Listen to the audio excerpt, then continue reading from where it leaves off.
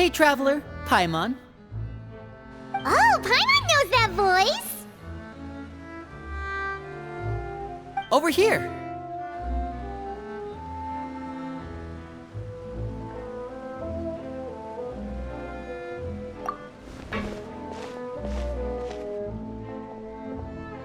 To borrow one of the more popular turns of phrase at the moment, this appears to be quite the fated reunion.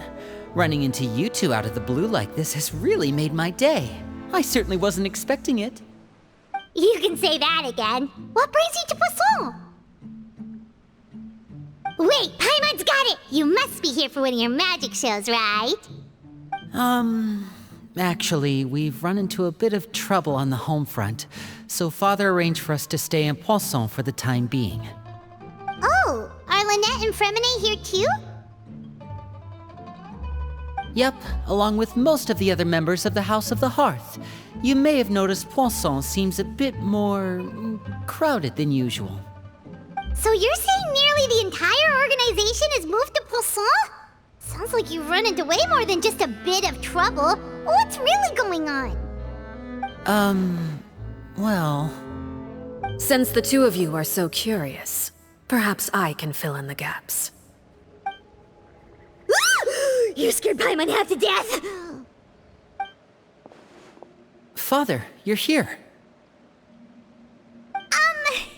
You know...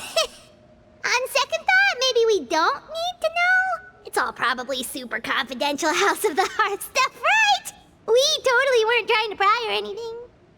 No need to be nervous. I could sense your genuine concern from your conversation just now. Of course, I can also understand your confusion. Sending so many Fatui here to Poisson, it's only natural that some might suspect an ulterior motive to be involved. I understand. I'm well aware you've had your fair share of confrontations with the Fatui in the past, and I can't exactly guarantee that we'll remain on good terms in the future. As for right now, however, I would say we have little reason to be at odds, wouldn't you agree? The House of the Hearth could stand to be more open with those who have worked so closely with us in the past. As for the issue at hand, well, it hardly relates to any ulterior motive.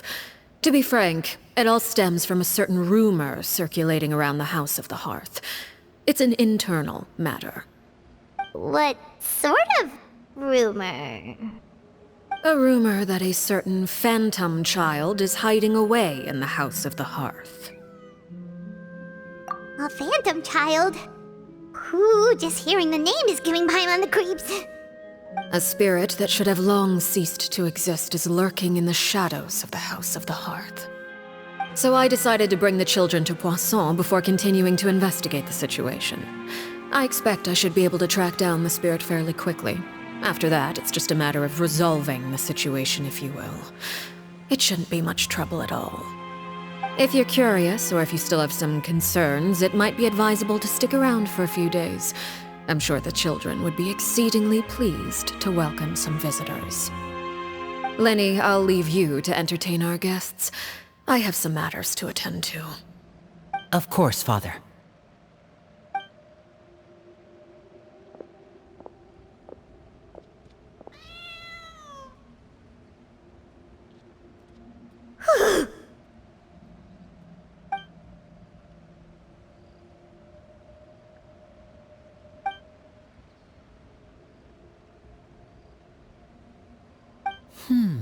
It has long been a dream of mine to invite you to our home and introduce you to my other siblings.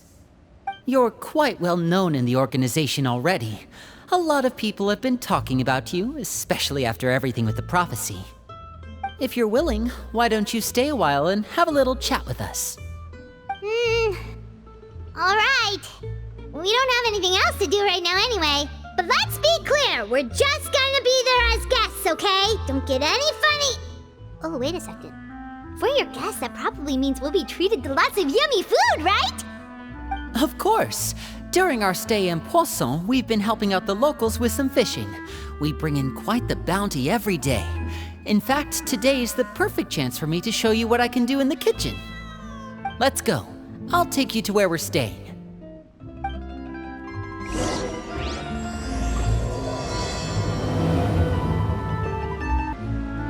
We rented this house from one of the locals to use as a temporary base. I'll come back later and tidy up a bit. After that, it should be all ready for you to stay in tonight. Awesome, thanks! So, where are we off to now? Well, when I happened to run into you two earlier, I was actually in the middle of distributing some supplies. With this many people staying in Poisson, we have to bring in outside supplies every now and then. I should probably make sure the rest of these provisions get delivered, otherwise people might start to get antsy. Okay, we'll come with! There are all sorts of rumors about your organization floating around out there. Paimon's not sure if she could even take a wild guess as to what's true and what's not. But now that we finally have the chance to see a day in the life of the house, we can take a good look at how you operate! Well, you're more than welcome to come along. Just follow me.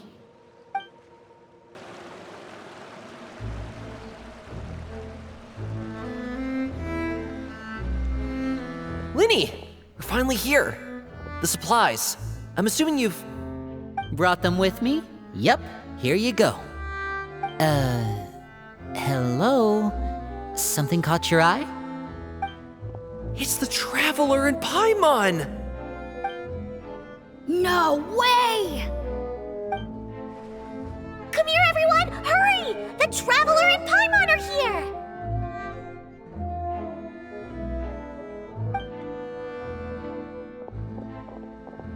One at a time, please. Don't crowd around them all at once. We don't want to scare off our guests now, do we? Oh, it's all right! Gotta say, Paimon didn't realize we were this famous. Of course! Father and Linny have told us so much about you. Father told us about how you helped Linny. According to her, you're a trustworthy friend. And as far as she's concerned, that's pretty much the highest compliment we've ever heard her give. As you can imagine, everyone's been very curious about you. I heard the Traveler is so strong that he can move a mountain with his bare hands. I heard Paimon eats so much that she can clean out the entire pantry at Hotel Tabor in just 3 days! Wait a second! That's the rumor you heard about Paimon? Oh, not cool at all! Oh wait, when guests visit, you're supposed to give them gifts and stuff, right? Oh, we don't need something like that. Besides, we don't have anything to give to you! Come on, we insist! I can give you some of my new potions. Just pick your poison. And by that, I mean medicine or actual poison. I've got both. Huh? Or maybe Shaplo can teach you guys about stealth! He's super good at it! He's never been caught! Ah, now that's not a bad idea. I know you usually prefer to fight head-on, but it never hurts to expand your bag of tricks, right? When it comes to eliminating your enemies, staying quiet can go a long way. Trust me, I would know. I was poisoned not too long ago, and I'm still dealing with the after effects. So I'm not quite as good as I was before, but I could still give you some pointers. Wait, when you said gifts, Paimon didn't think you meant poison and stealth tactics. But those are the best things we can give you. You don't like them? Ooh, how about this? Tell me the name of someone who really annoys you, and we'll teach him a lesson for you. All right, Fold, Selwar. I think that's enough suggestions for now. When it comes to being a good host, it's the thought that counts. You don't need a physical gift to make our guests happy. In fact, pestering them with suggestion after suggestion might make them more annoyed than anything. I would say your enthusiasm has certainly gotten across. Really? Awesome! It's been so long since we've had guests to play with. If there's anything you need, just let us know. Yeah, especially if it's poison or something. I've got all sorts of potions for that. Well, we'll talk to you all later. We've still got supplies to distribute. All right, see you later.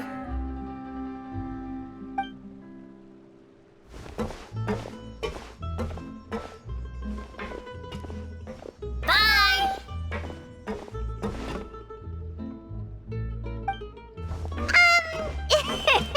Lenny. About all that poison and stealth tactics talk just now. Scared you, did it? That kind of talk comes with being part of the House of the Hearth. When Foltz was really young, he strangled all of his family pets, just out of curiosity. He was labeled a dangerous problem child and was abandoned by his family. Elwar has an unnatural obsession with potions. Father has forbidden her from trying all the different concoctions she comes up with, but she still tries to test them in secret. You really have to keep an eye on that one. Chaplot is around my age. While I'm mainly responsible for collecting intelligence, he handles surveillance. He's very passionate about his work and has no reservations about taking on some very difficult missions. I know you two probably aren't used to that kind of talk, but I can promise you they only had the best of intentions. Things like stealth tactics and developing different poisons, they really mean a lot to them. They were just trying to share the best of what they could offer, that's all. Filiol, supplies are here. Thanks. And who are these two? Outsiders? Allow me to introduce you. This is the Traveler and Paimon. Oh, you're the famous duo I've been hearing so much about. It's nice to meet you. I heard you've traveled to all sorts of places. Is that true? Of course! We're making our way all across to that! Oh, good for you. You must be pretty familiar with Fontaine by now, then. Have you seen the new opera that started running recently? I think it's called... The 4,000 Thieves? Oh, this is the first we've heard of it. It seems like it's going to be fantastic. From what I've been able to tell from the posters, anyway.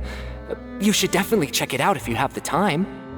Oh, and there's The Blind Maiden, too. That one is supposed to have audience interaction. Seems pretty interesting. After this mission is over, I think I'll go get a manicure. Oh, maybe I should dye my hair. Wonder how much it'll cost. Is it just Paimon, or do these two seem much easier to get along with than the others? Looks like the House of the Hearth has some normal members after all. I heard that. Oh! Oops. I'm guessing you're referring to Foltz and the others? Yeah, we're definitely not all like them. I bet those crazies are practically foaming at the mouth right now. I'm sure they just can't wait to get back to Snezhnaya to carry out the plan. That's enough, Filiol. Don't talk about family members behind their back, right? Whatever. Let's go. Guess this is goodbye then. If you ever have some time, we should go see the opera together.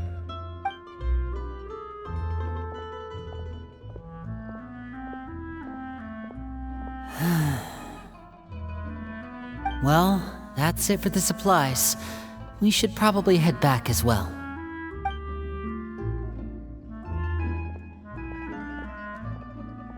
Well, they didn't seem too happy with each other. Seems like there could be something more going on here. You're right. We're only here as guests after all. Oh, Linny's getting super far ahead. Come on, let's catch up.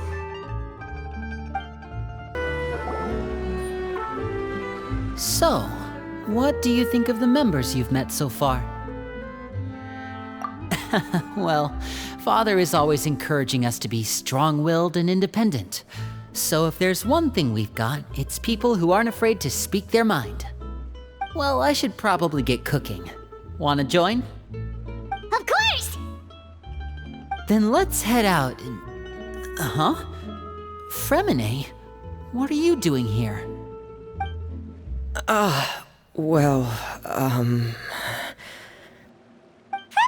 Nice to see you again!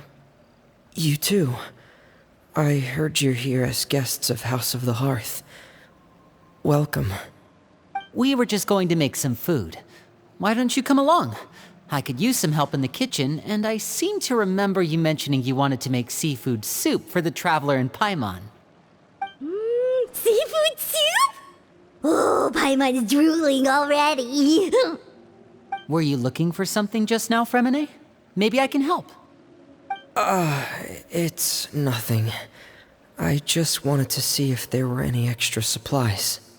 Yeah, we've got some left over. What do you need? Some food and water, and some clean cloth, if possible. No problem. Give me a second here. Food, water... Wait a minute. What do you need all of those for? You're not on any missions as far as I'm aware, and you were just going to come eat with us. So what's this all about? I thought I'd grab an extra portion because I get hungry at night. Could be because I'm growing, you know, and... Fremine, you remember what I told you? You're not like me. Your lying skills still need some work. Tell me what's going on. Is it really bad enough that you have to keep it from your own brother? Maybe it'll be better if we gave them some space.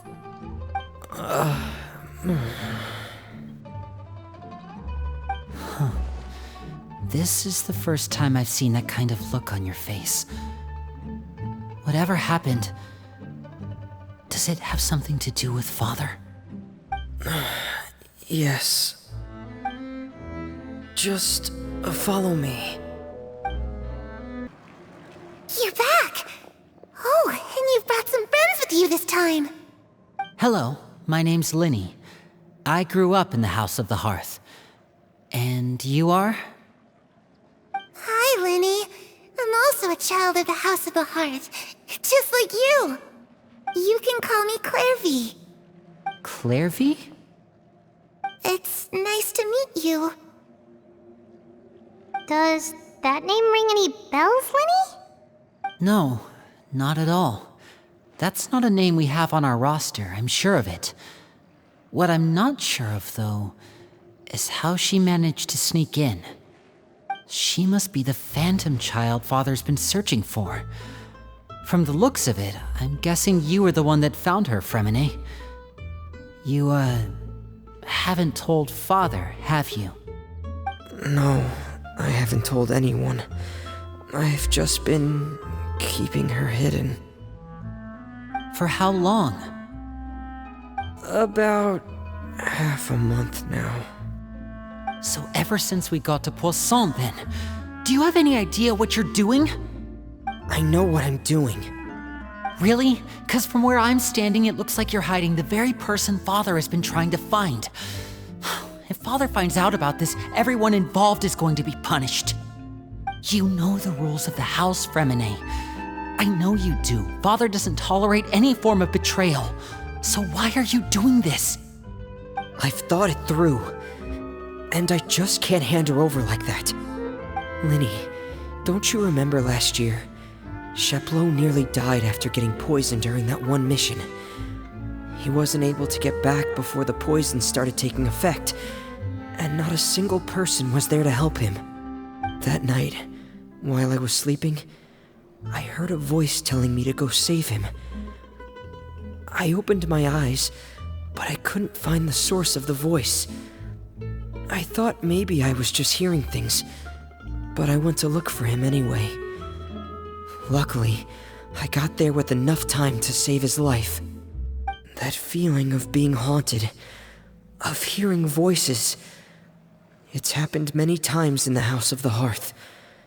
I'm sure you've noticed. So what you're saying is, that was her? She was the one who spoke to you that night? Unless there are other spirits roaming around the House of the Hearth, I don't think there's any other possibility. If Clairvy were our enemy, it wouldn't matter whether she was a spirit or an actual child. I would have acted without a second thought, because that's what Father ordered us to do.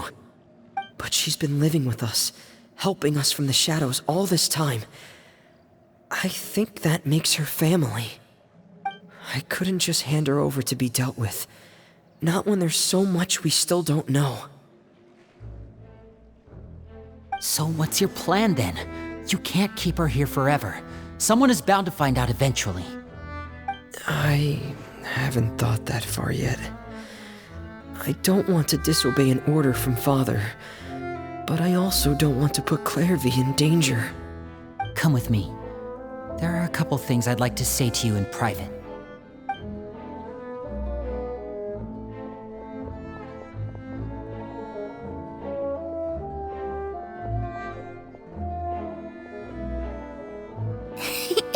Those two sure care a lot about each other. Well, they got a funny way of showing it. From where Paimon was floating, it sure seemed like they were about to bite each other's heads off. No way! They have a really deep bond. I could tell right away, because I also have a friend like that. I just don't know how long that kind of bond can last. The darkness in the house runs deeper than you can imagine. No one can get out alive. I'm sorry, Linny. I really didn't mean to drag anyone else into this. Oh really? You didn't mean to? 'Cause I for one wish you did. Huh?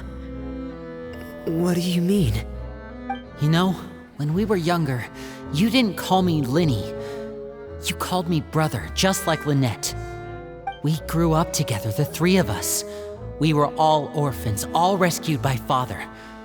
Of all the siblings in the House of the Hearth, I think our bond was the closest. Later on, when you started calling me Linny, I wasn't actually surprised. After all, Lynette and I are related by blood. We've had to depend on each other to survive long before we joined the house. Linny, The darkest and most difficult moments of my life happened before you and I had ever met. I'm sure that's true for you as well. Even so, Fremine, we've stood by each other for all these years now, and to me, that means more than blood. You and Lynette are the most important people in my life. No one can replace you. So I won't let you face anything alone. Not if I can help it. Oh, looks like things are getting kinda heated between Linny and Fremine. Maybe we should go check on them. Hey, you two! Hope we aren't interrupting anything. Like a fight, or... Oh, wait a minute, Fremine. You're not crying, are you? Is everything alright? everything's fine. Thanks for asking. Well, we're all friends here, right? We've been through so much together, so if there's anything we can do to help, just say the word. It's just a small family dispute. It's not something our guests should trouble themselves with. In fact, it might be better if your stay ended here. What are you getting at, Traveler? When guests are around, families are often on their best behavior. And any disputes are less likely to escalate. That's what you're trying to say, isn't it? I just... Thank you. I was really hoping to keep you out of it. But even if I could think of some other reason to turn you away, I'm not sure I could convince you. I know things could turn dangerous, so I promise you this. From now on, I'll protect you like my life depends on it. Me too. Well, back to the matter at hand then. If we don't plan on handing Clairvy over to Father, then our only other option is to solve the mystery of her identity before Father is able to track her down. That means finding out where she came from and what she's doing here. Then we can send her on her merry way and pretend like none of this ever happened. I've tried that already. And? And... nothing. I tried taking her somewhere really far away, but... after some time, she just reappeared. She even came with us all the way to Poisson. It seems like wherever the house is, she follows. I don't know much about spirits. Do you two have any ideas? Let's see here. Paimon remembers hearing something like, if you fulfill a spirit's last wish before they die, they'll let go of whatever's keeping them here and return to the ley lines. Oh, it's just that Paimon doesn't really remember where she heard that, so it's not guaranteed to work or anything. Well, sounds like it's worth a shot. Guess that means we should go ask her about her wish. But first, Fremine, I need you to promise me something. What is it? I need you to promise me that this will stay between the two of us. We're the masterminds behind this whole thing. No one else gets involved. Can you do that for me? Of course. I promise. All right. Then let's seal the promise just like when we were kids. Fist bump on 3. Ready? 1, 2, 3. I swear.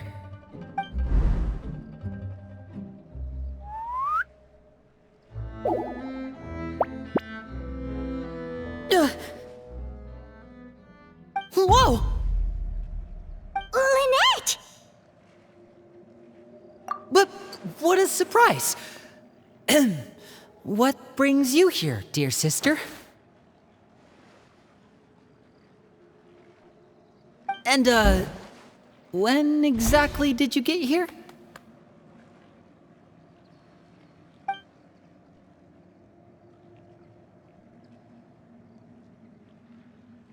You're an idiot, brother. And you too, Fremine.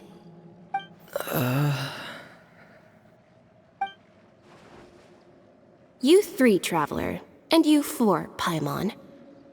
Wait, what did we do? I've seen Clairvy around the House of the Hearth before.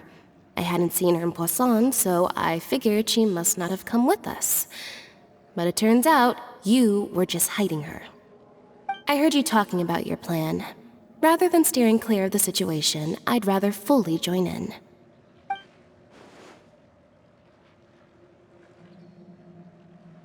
If you don't agree, I'll have no choice but to report everything back to Father. Simple as that. You're not giving us much wiggle room here, Lynette. Well, I guess we're all in this together then. After we talk to Clairvy, we'll figure out our next move. There's no time to lose. Let's go.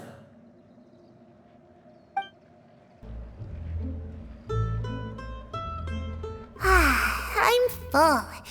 Thank you for bringing me this food, you guys. She said she's full, but the food doesn't look like it's even been touched. That's right. Based on what I've been able to observe, it doesn't seem like Clairvy can interact with the physical world at all.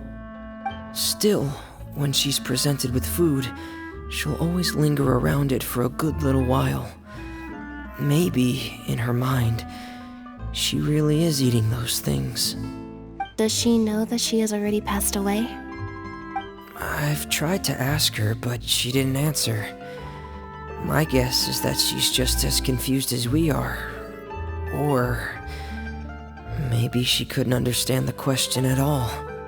Clairvy, if you've got some time, I'd like to ask you a few questions. Sure. Oh, another new friend. Hi, I'm Clairvy.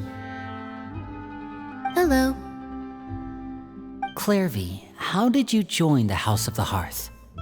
Huh? Isn't it the same for everybody?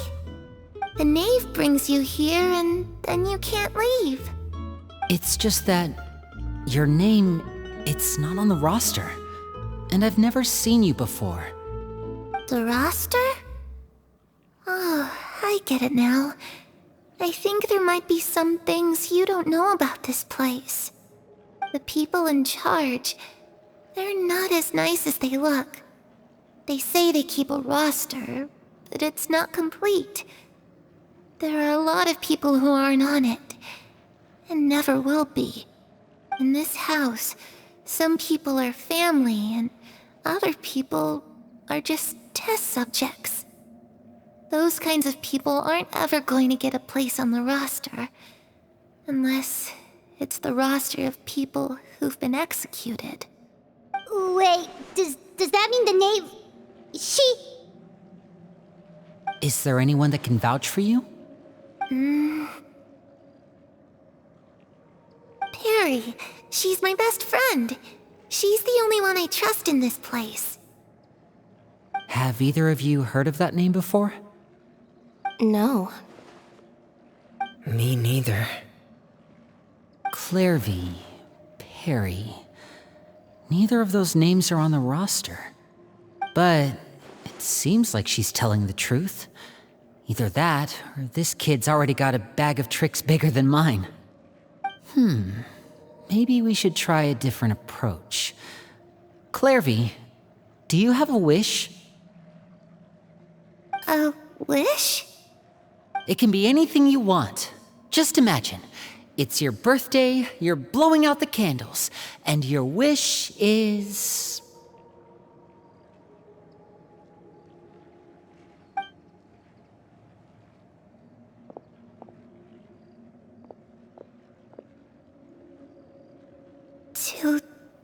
To go outside, where the sun can find me. That's... it? Well, that sounds easy enough. The darkness in the house runs deeper than you can imagine. No one can get out alive.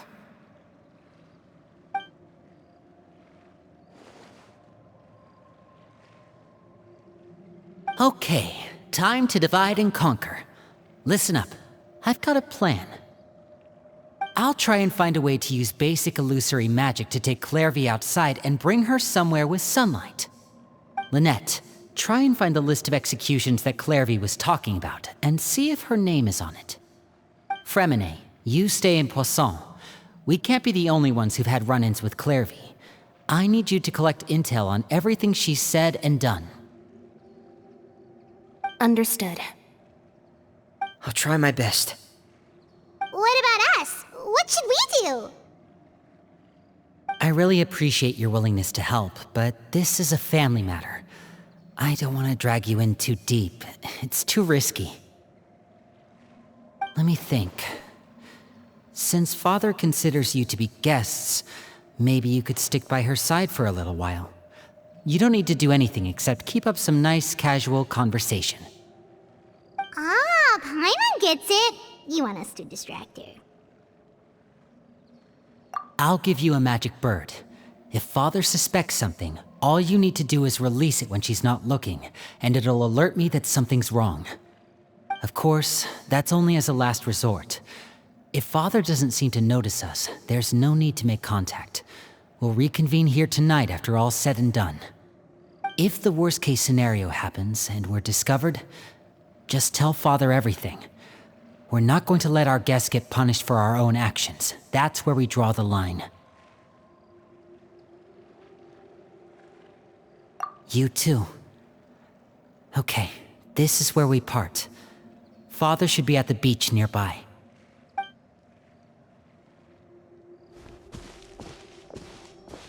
I really hope this goes well. No, it has to go well.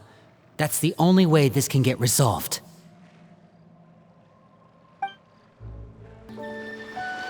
It's the knave and child. Hey, aren't you supposed to be in Snezhnaya recuperating? What are you still doing in Fontaine? Oh, it's you two. I didn't expect to run into you here. I was unconscious for quite a while after the fight in the Primordial Sea. After I woke up, I realized I was being taken back to Snezhnaya, and well, I couldn't have that now, could I? Not when I've still got unfinished business here in Fontaine. So, I mustered up all my strength and made the journey back on my own. What sort of unfinished business are we talking here? It has to do with Skirk, my master. I really wanted to meet up with her, but by the time I got back, she had already left. I still have so many questions for her. Without any other leads, all I could do was ask the knave to help me track her down. She must have left behind some traces from her time in Fontaine. Oh, okay, so have you found any clues? Unfortunately, no. While the House of the Hearth is adept at collecting all manner of intelligence, certain existences can still manage to escape our purview. Basically, unless Master feels there's a need to meet with me, she's not going to be found. But that problem has an easy fix. I just need to become stronger, and then... Paimon thinks you should focus on getting better first. The worst of it is over. It's all thanks to that one kid from the House of the Hearth. Elwar, I think her name was. She gave me a bunch of random potions to drink. They didn't go down easy, let me tell you. Pain and chills all over. But they really did help speed up my recovery. And that's good, because it looks like I really do have to head back this time. The old man's been putting the pressure on me. He sent someone to tell me I'm needed for some sort of project. Project Stuja? Yeah, that's the one. I heard Regrader's involved too. I'm not looking forward to having to listen to all his monologuing, that's for sure. Hey, maybe you could think of a way for me to stay in Fontaine for a little longer. Helping Linny and the others brush up on their fighting skills would be far more interesting. If you and I could spar, that would be even better. I've been waiting for a chance to see you go all out. And what a sweet little daydream that is. But I also have a role to play in all this. I'll be leaving Fontaine shortly as well. Besides, considering how little they see fit to step outside the homeland, being called on to return to Snezhnaya by such illustrious dignitaries, what a great honor. Wouldn't you agree? One I could do without, I'd say. Is it just Paimon? Or does it kind of seem like they're... So, dear guests of the House of the Hearth, to what do I owe the visit?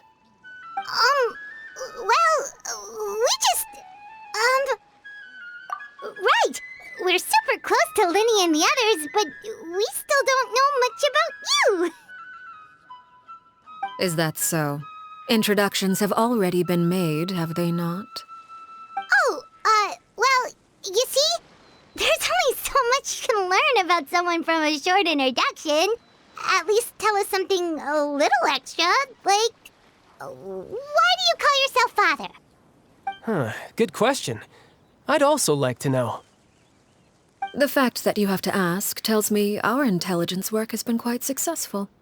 Telling you the answer to that question would only serve to undermine that success. And we can't have that, now can we? Spoken like a true diplomat. That was some expert sidestepping right there. Well, if there's nothing else, I think I'll take my leave. I still have a small matter to resolve at home. Wait, don't go!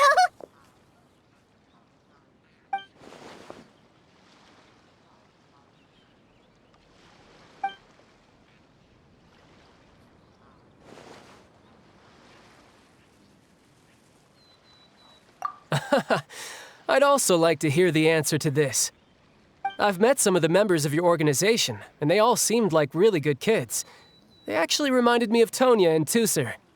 Which, by the way, if you ever betray them, I'm just letting you know, I won't let you off easy. And why would I betray them? Well, you've already betrayed the House of the Hearth once, haven't you? At least, that's what I heard.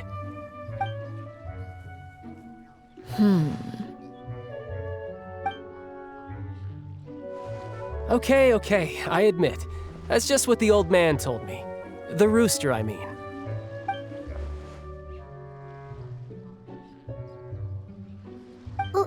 Wait, did you really do something bad to those kids? Never mind what I've done. I'm more curious as to what the mighty rooster had to say. Care to enlighten me? Well, nothing much. Just some stuff about you taking out many other members of the House of the Hearth, and even going so far to attack your own family. I see. Oh, based on your reaction, I'm guessing it's all a bunch of lies. Hardly. I don't appreciate his particular turns of phrase, but I suppose he didn't say anything untrue. Although, it would be more accurate to say that there is a certain level of prejudice involved, but I don't intend to clear that up just yet. Prejudice has a funny way of concealing the real truth behind certain things, an attribute that I find to be quite advantageous. Call yourself a Fontainian, for example, and people will assume all sorts of things, when the real truth is that this is simply the land where I was raised. Huh? You're not actually from Fontaine? But then why did you try to help out with the prophecy and everything? I was trying to protect the children born in Fontaine. Claiming that I myself was a Fontainian simply made it easier to operate. People would hardly suspect a fellow Fontainian of having any ulterior motives. Who wouldn't want to save their homeland after all? The primordial sea wouldn't have any effect on me, but it would have caused great harm to the House of the Hearth. Well, you wanted extra information, didn't you? There you go. I hope that satisfied your curiosity.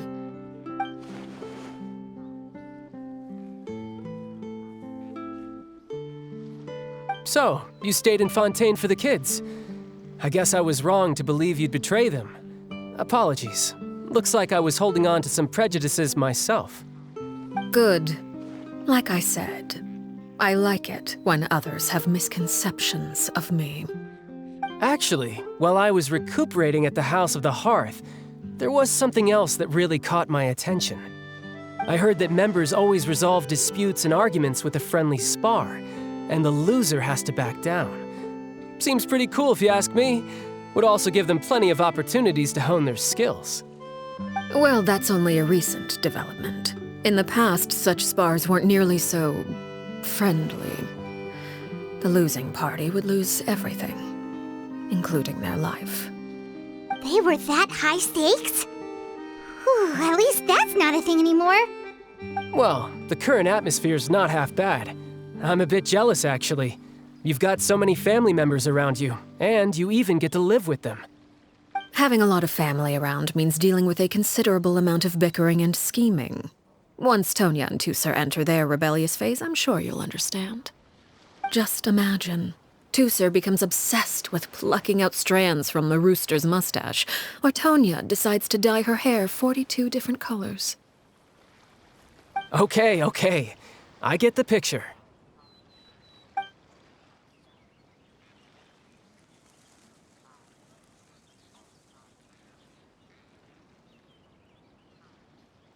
Well, would you look at the time? I should probably get going. Traveler, Paimon, I'm not sure where our paths will cross next, but the next time we run into each other, we should definitely try and find some time to spar. Again, maybe this is a conversation we can have when you look less like you're gonna keel over. All right. Well, thanks for everything, Arлекино. No thanks necessary. You also played a part in obtaining the Gnosis. I would say we can call ourselves even. I like the sound of that. Well, I'm off. See you all some other time. We should probably get going too. Do you want to head back with us? Oh? You want me to leave so soon? Oh, well, you see, I'm rather enjoying the evening breeze. If you don't mind, I think I'll stick around for a bit. I have some things to think about. Apologies for not attending to you like a proper host. Please forgive this slight. I do hope you'll have a pleasant stay. Lenny, how did everything go? Well, long story short, we ran into a small issue. Clairvy can't go into the sunlight. Everything was fine at first. She followed me up to the surface just like I told her.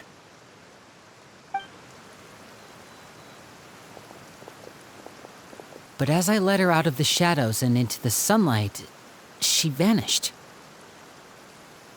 I turned around and there she was, standing at the edge of the shadows, silently watching me. Huh. Maybe she's afraid of sunlight, or... No, it wouldn't be her wish if that were the case. Well, we could always try pushing her into it. Oh, true. I've pretty much tried it all already. Nothing worked. Eventually, the sun went down, so all I could do was bring her back here. How did it go with you, Lynette? Good. I've got the list. It's right here. Really? Well, what are we waiting for? Let's take a look!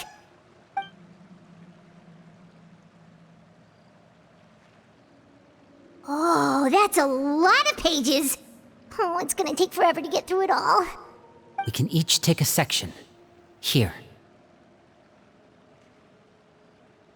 La Pouillade, l'endroit, Chambel, horaire.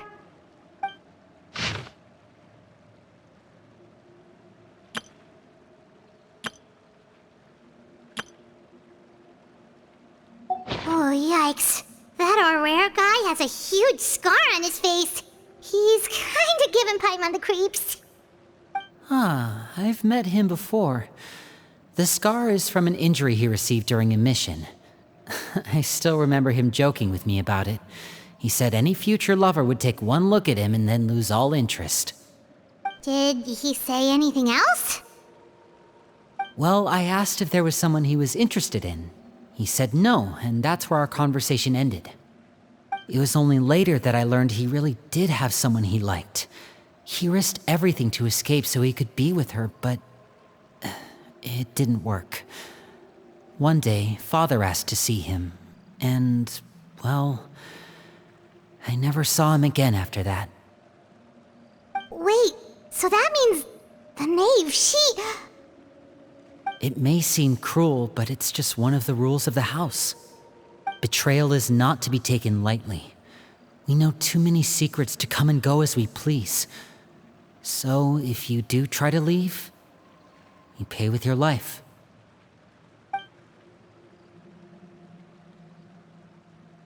Her name's not here, huh? Well, that's not too surprising. It doesn't seem like this list is complete. It only contains records dating back around 5 years. Let's shift our attention then. Fremine, were you able to find anything out? Fremine. Sorry. I was thinking about something. I managed to talk to quite a few people, but I couldn't help but notice that the atmosphere in the house was a little... strange. Strange? Yeah, I mean, I know there have been arguments in the past, times when people haven't gotten along.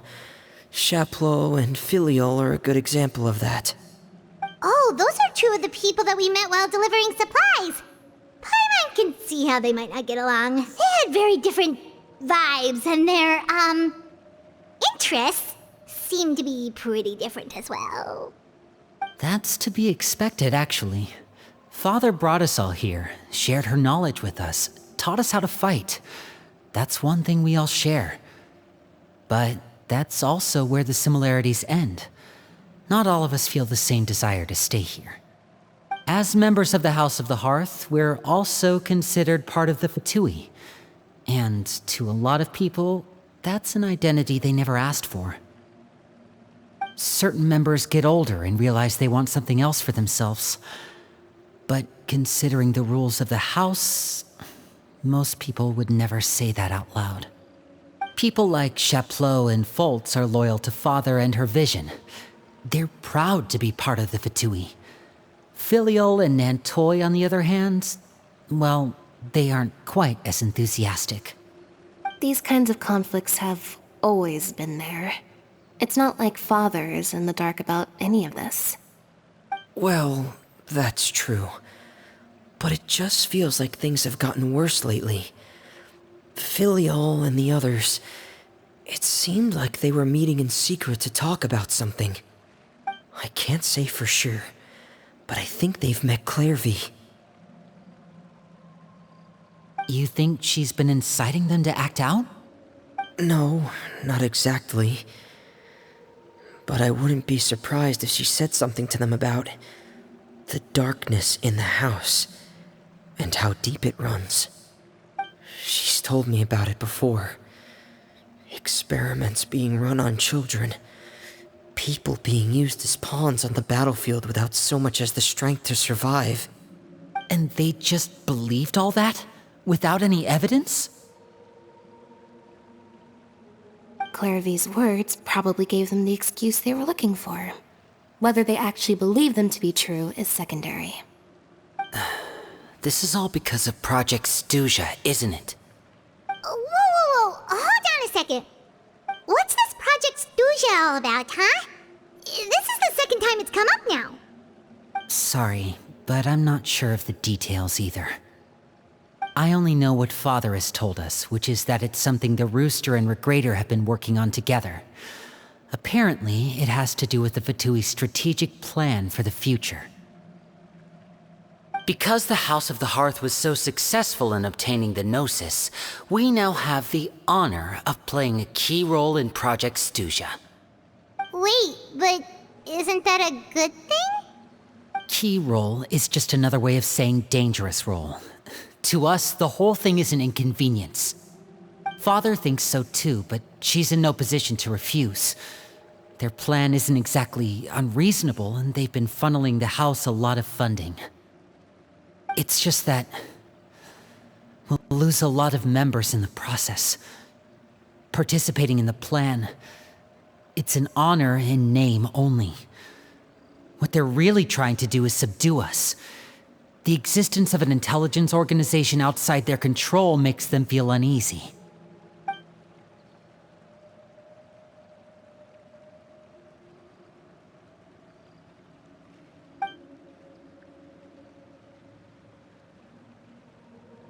Okay, super complicated top secret Fatui business aside, what does all of this have to do with the conflicts you were talking about earlier? Paimon doesn't get the connection. External pressure has a way of exacerbating internal strife. You can't overlook the power of fear either. People are afraid of dying, and that fear is often the impetus for a lot of stupid decisions. I thought resolving the Clairvy situation would make everything go back to normal.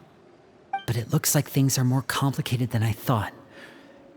If we leave Filial and the others to their own devices, sooner or later, Father will be forced to take action. We can only focus on one situation at a time, brother. You're right. Even if we confront Filial and the others, it won't do any good. It might even make matters worse. We should focus on Clairvy for now. Well, it's getting late. We should head back and get some rest. We'll try again first thing tomorrow. Lynette, you stick with me this time. Fremine, keep a close eye on Filial and the others. Make sure they don't do anything they'll regret. Good work today, everyone. Have a good night, and I'll see you tomorrow.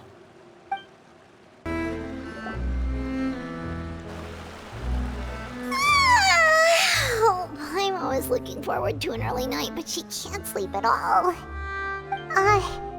Hey, you don't think the knave will be too angry with Linny and everyone if she finds out about all this, do you? She's even scary when she smiles.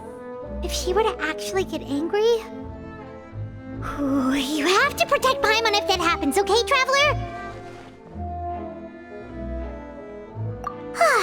Trust is effort, Traveler.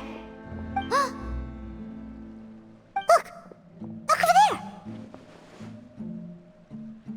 Quick! Let's catch up with her before anyone sees!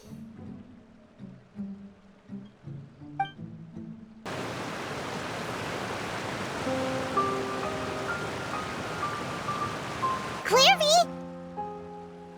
Shh. I opened the window while no one was looking. Look how pretty the outside is. If only I could have more than this. You probably think I'm being silly, huh? All this hopeless resisting. It's better to dream of what I could have than try to make it a reality, right? Please, help us get on the same page here, Clary. We need you to tell us what you know. Can you do that? Sure. Although, after you hear all this, I think you might regret that decision. Everyone in this family is nothing more than a tool, something to be used and exploited. We're all expendable, including me. As long as you're useful, you get to stick around. Lose your value, and you're handed over to the doctor, experimented on, and given a fate worse than death. I've seen it happen again and again, and I've had enough. You're saying the knave did all that? It's just, that doesn't seem like something she would do.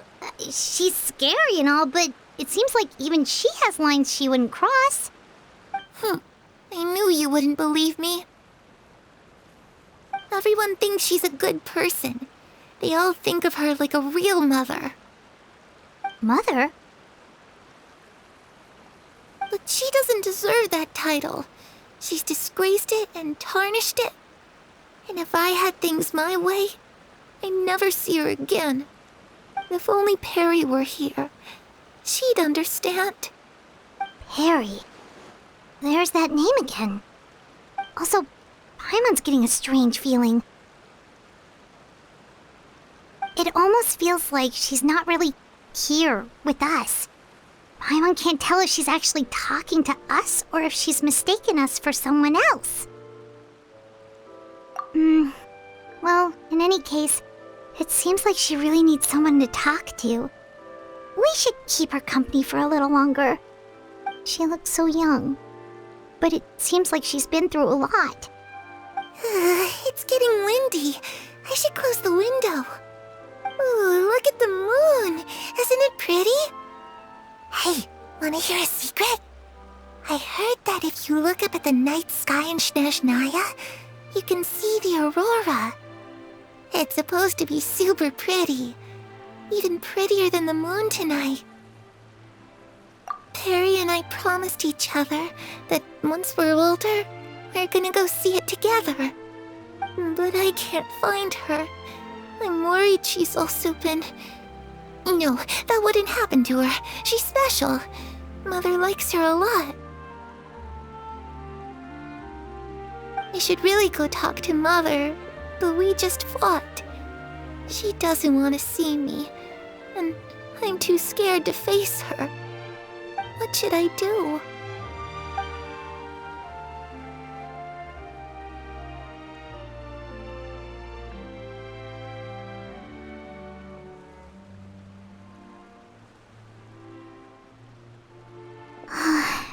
Paimon really doesn't understand what's going on with her.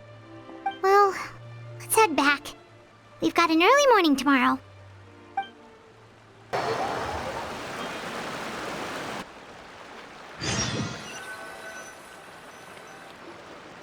All right, looks like we're all here. Let's go ahead with the plan. Oh? What is it? What makes you ask that? Well, we kinda ran into Clairview last night, and that's what she told us. We met the doctor back in Sumeru. He's super dangerous, and he's done all sorts of bad things. It's possible that Father and the Doctor have had certain dealings, but I don't think Father would work with him. We're not really on the same side, so there's not a lot of trust between them. That doesn't exactly set the stage for a successful partnership. I did hear, though, that when Father first became a Harbinger, the Doctor offered to work with the House of the Hearth. Father rejected most of his proposals, except for one. It had to do with some sort of secret experiment. Secret experiment? Could that be what Clairview was talking about? I don't think so. I don't know any details about the experiment itself, but I do know it's an entirely independent operation. The doctor only proposed a direction for the research. That was the extent of his involvement. I still don't think that counts as working together. The details of the experiment are confidential, but complete records are kept on all participants. That doesn't seem to be the case with the situation Clairvy referred to. I know you don't agree with some of the Fatui's methods, and I'm not asking you to. But I am asking you to trust us on this. The House of the Hearth has its own principles. There are certain lines we're not willing to cross. Alright, that's good to hear at least. Clairvy seems to think the knave and the doctor worked together to do something horrible. If that turned out to be true, Paimon doesn't know how he would even face you guys. It's just that it doesn't seem like Clairvy is lying either. The easiest thing to do would be just ask the knave directly, but Paimon doesn't think she'd tell us. Father didn't come back last night. She's probably still near the shore. We'll be counting on you to distract her. Lynette, you're with me. Fremine, you know what to do. Be on your guard, everyone. All right, let's get to it.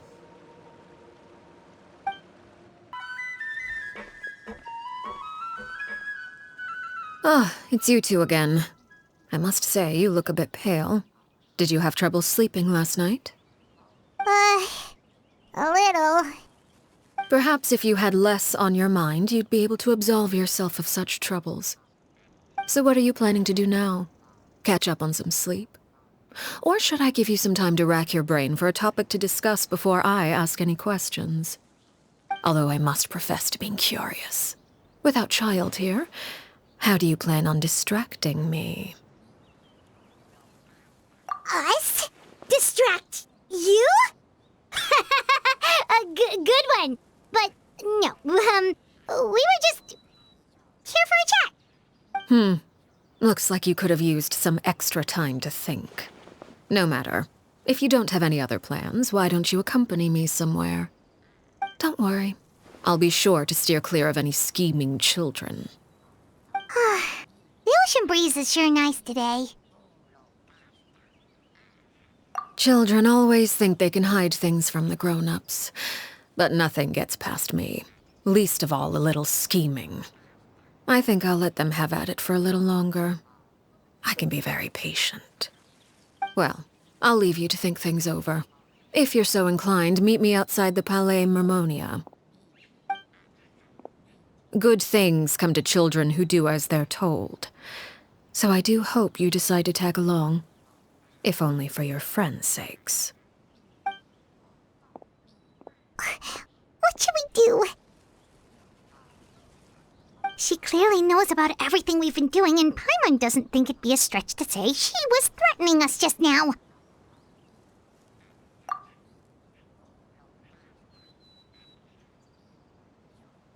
Oh, good idea. Hopefully he sees it in time. Well, we should probably head to the Palais Mermonia. Paimon doesn't want to find out what happens if we don't show up. Based on what the knave was saying just now, it sure didn't seem like it'd be anything good. Okay, then we probably shouldn't keep her waiting. It seems like Linny and the others are on thin ice, so let's do our best to not get them in any more trouble. Seeing as we still have some time before my meeting, we might as well enjoy some pleasant conversation while we wait. I'm glad to see you get along with my children. Being surrounded by good companions is necessary for a child's development. You're not planning on doing anything to them, are you? I assume you're referring to Lenny, Lynette, and Fremine. Although, there's that situation with Filial and Nentoy as well. It appears quite a few people have been acting out lately. No matter. I'm not one to discriminate. All those who betray the house meet the same fate. There are no exceptions. Does that mean you're going to kill them? Oh, are you here to beg for their lives? I'm sorry to disappoint, but the rules of the house change for no one. In my organization, everyone is responsible for their own actions. But don't you care about them at all? They really respect you. They even call you father. You must feel something for them. Any organization in which feelings come before principles is one destined for ruin. The House of the Hearth is hardly an exception. You could say our principles are more stringent than most.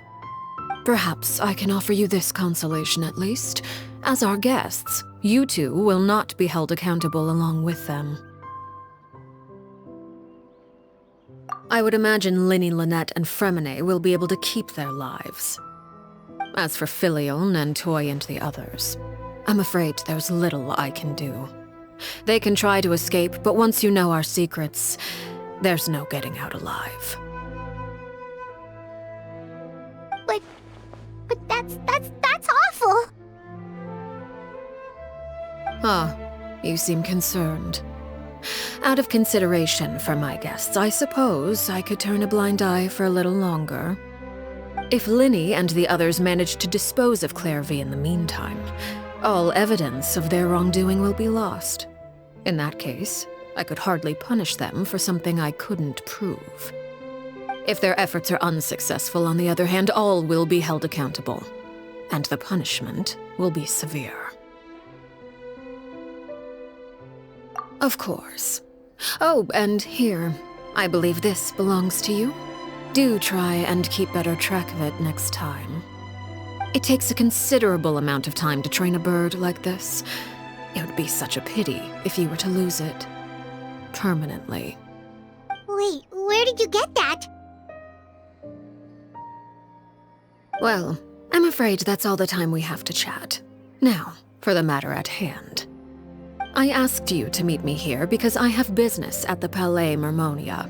It has nothing to do with you, but I think it would be prudent for you to stick by my side for the time being. There will always be time later to run off and tell Linny what you've learned. Well, time to go. Looks like we wrapped things up just in time.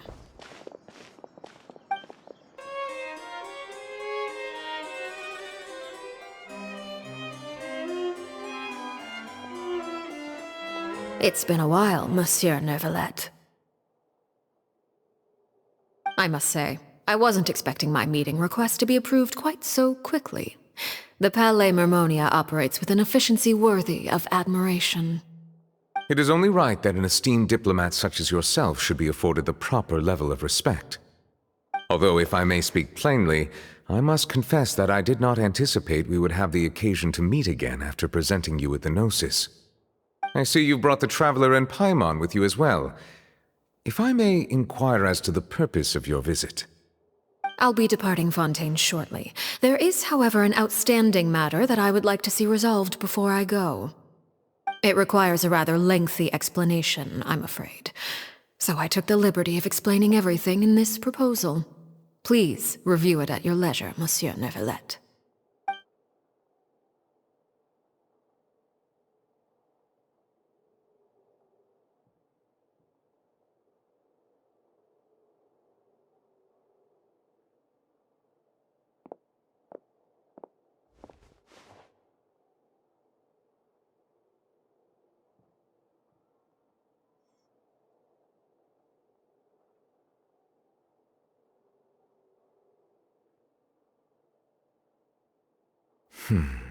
I understand your request. However, at the risk of causing offense, I must admit that I fail to see why you would wish for such a thing. I heard you have a certain fondness for water tasting, Monsieur Neuvillette, so allow me to use water as an analogy. A family is like a large body of water with countless rivers flowing in and out. As someone who watches over this system, I would hope that each river that flows from the source will eventually reach the ocean. Of course, objectively speaking, I know this is impossible. Most of the rivers will dry up along the way, disappearing into the ground and leaving nothing but a barren riverbed behind. Not all rivers are destined to reach the ocean, but I would not see their existence rendered meaningless. I believe the water that flows within them is simply meant for a different destination, like a field in need of irrigation. Or perhaps the glass of a certain water-tasting enthusiast.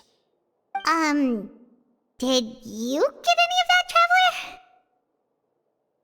Your words paint an optimistic picture indeed. Allow me to remind you, however, few among us are willing to sip from a glass filled with tainted water. It may have been tainted at one point in time, but not to worry. I'll make sure it's drained of all impurities and returned to its cleanest form.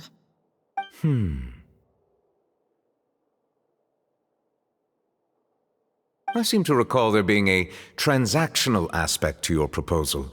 Perhaps you could expound on that? If you accept my proposal, Monsieur Neuvillette, I will gradually withdraw my forces from Fontaine. And, unless absolutely necessary, I will no longer carry out any special missions within Fontaine. I presume I can take your words to mean that, in the future, cases similar to the Tartuffe assassination will cease to cross my desk? Tartuffe? Ah, that thief who embezzled funds from all those charities, you mean? My deepest condolences to his family, but without any evidence, I cannot imagine how the House of the Hearth might have been involved in his passing. Of course, if you accept my proposal, Monsieur Neuvillette, I'm sure certain measures could be taken to reduce the frequency of such troubles. You choose your words carefully indeed. In that case, I am inclined to accept your proposal. My thanks for your generosity, Monsieur Neuvillette. Well, with that settled, we should be going now. I took the liberty of bringing along 2 bottles of spring water from Snezhnaya for you to enjoy. I do hope I get the chance to hear your impressions. Perhaps at our next meeting? Yes? Indeed. I trust you would not overlook your commitment in the meantime. All right, Traveler Paimon. Time to go.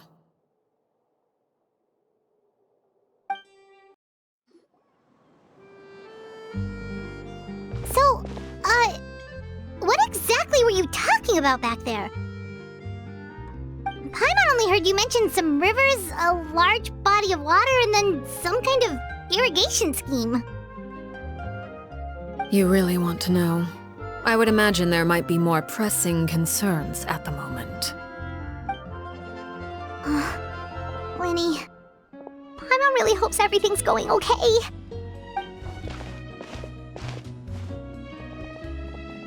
Oh, Paimon recognizes that look. You've got your thinking cap on, don't you, Traveler?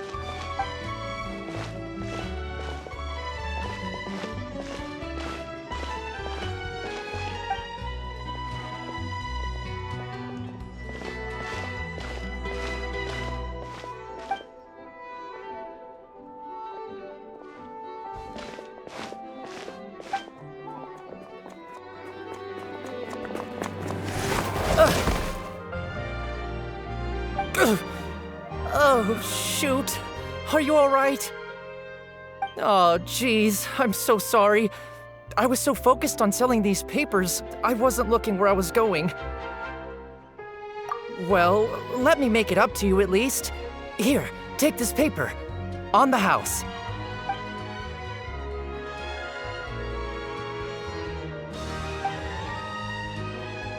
Oh, you don't have to give us anything. Please, I want to. It's not like I'm short on supply. All the extras will be useless come tomorrow anyway. It's my fault, really. I was just trying to bring home some extra mora for the family, but I bit off more than I can chew. I haven't had many takers today, so I'm still swimming in papers. What's going on here? Nothing much. I just ran into your friend here on accident. I should probably get going, actually, so... Hold on. Of course, I'm happy to compensate you with mora, it's just... I don't have any on me at the moment. I'll take 3 papers. Here. Your payment. Oh! Thank you for your patronage. May the Archons bless you with good fortune. If only I had the chance to run into such generous customers every day. I should probably just take on a smaller inventory though, right? I'm getting married soon, so sometimes it's hard to not get ahead of myself. Anyway, I should head out. Goodbye! Well, now that my affairs are settled, we should take the boat back to Poisson. We've even acquired some light reading to enjoy along the way. Actually, why don't we stick around for a little longer? Paimon just realized how hungry she is. She can't head back to Poisson on an empty stomach.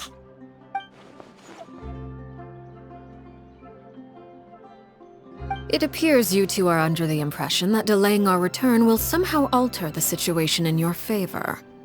I'm sorry to ruin your fantasy, but your efforts are meaningless. That being said, I could be persuaded to give Linny some extra time. I just have one condition. If you agree to my request, I'll even answer some of your questions. You're quite curious about Clairvy, are you not? And my relationship to her. Wait, why are you being so generous all of a sudden? You're not gonna ask us to do something bad, are you? You overestimate yourself. You don't have the talent for bad things.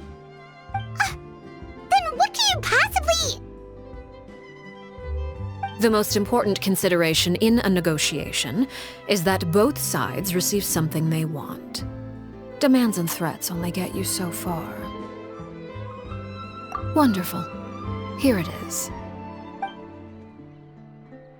When the time comes, make the choice that you deem most appropriate in the situation, and lend your help to the House of the Hearth. Okay, sounds normal enough. But what do you mean, when the time comes? When is that supposed to be?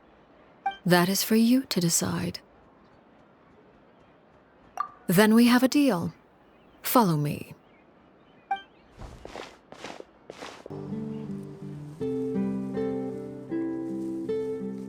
What is this place? Somewhere long forgotten by everyone. It used to be a grand building. Now it's nothing more than a pile of rubble. No one comes here anymore, nor does anyone care about what once happened here. Although, this place does have something to do with the story I'm about to tell you. It was before I became a Harbinger, and before Linny and the others joined the House of the Hearth.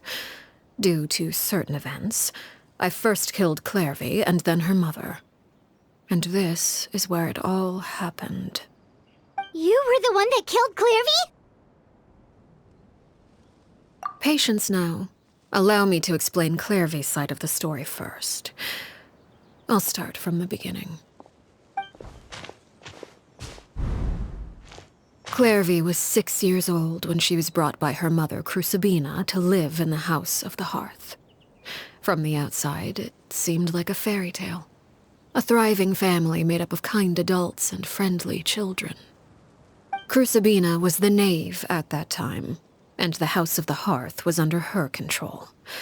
She was Clairvy's mother by blood, but she was also the mother to all the children in the house. Clairvy was happy here, for a time. But she quickly realized that being part of this family wasn't a fairy tale at all. It was a kind of purgatory. Purgatory? Exactly. The House of the Hearth takes in war orphans from all over Tevat.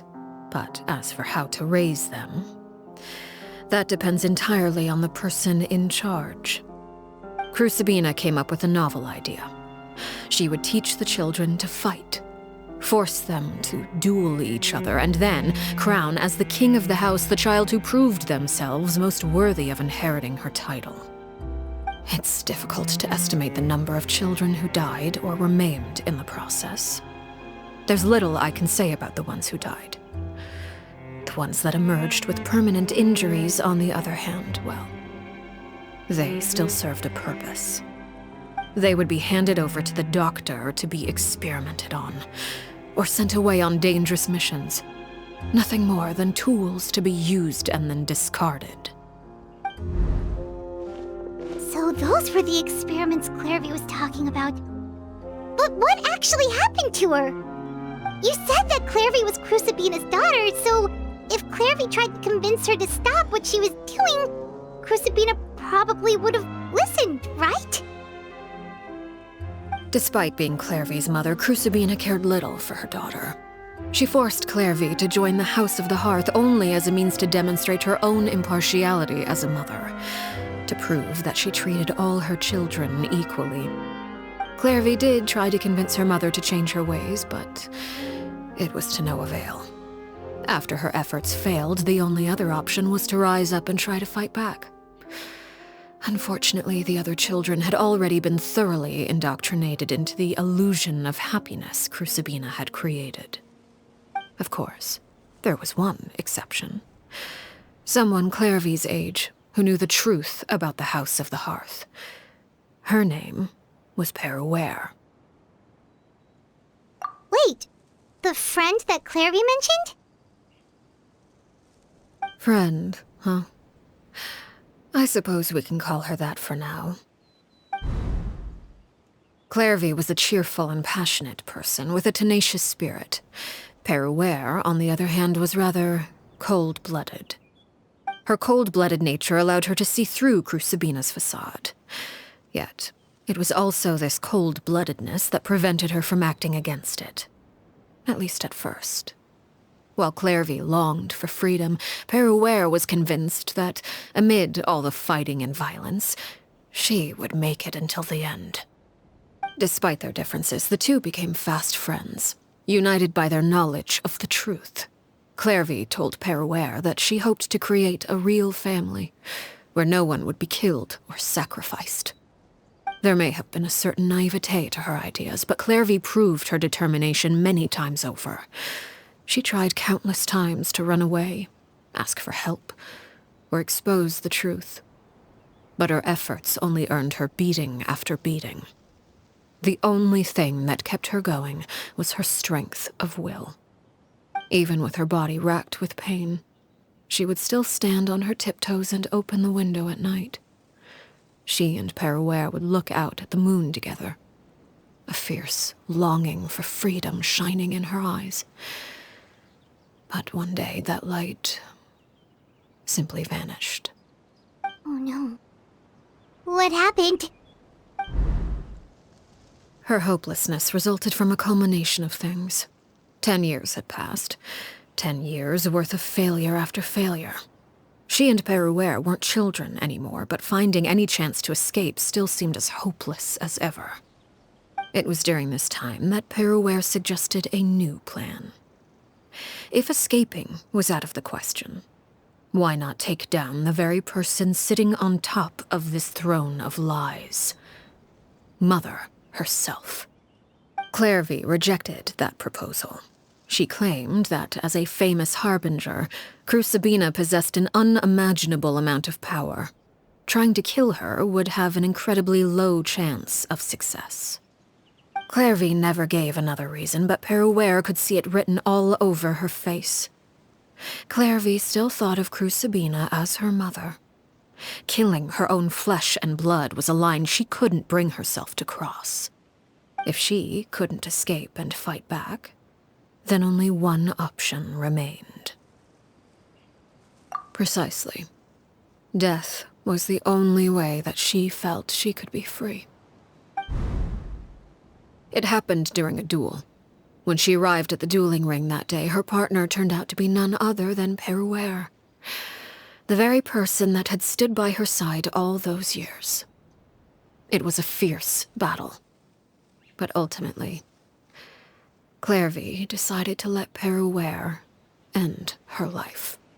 From that moment on, Peruere's journey was one written in flames.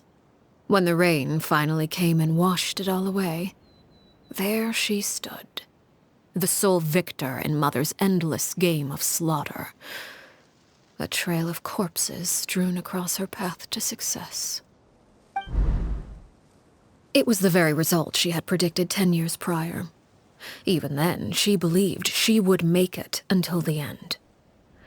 She wasn't surprised by the fact that she emerged as Mother's undisputed heir. Rather, her success left her with an inexplicable sense of restlessness.